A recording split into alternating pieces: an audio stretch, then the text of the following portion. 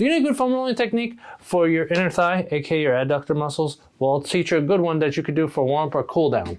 All right, so you're gonna take a foam roller, you're gonna put it on the ground. Then you're gonna get down on the ground with your thigh turned out to make contact with that foam roller. Then put that thigh down on the foam roller, get your forearms into a nice plank position, and then once you're in this position, you're gonna slide back and forth on the ground with pressure on that thigh, pushing into the foam roller.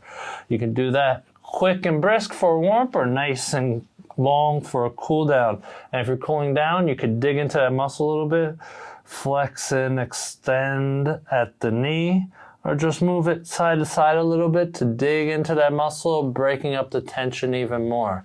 Then when you're done, you'll switch to the other side in order to foam roll your inner thighs on both sides.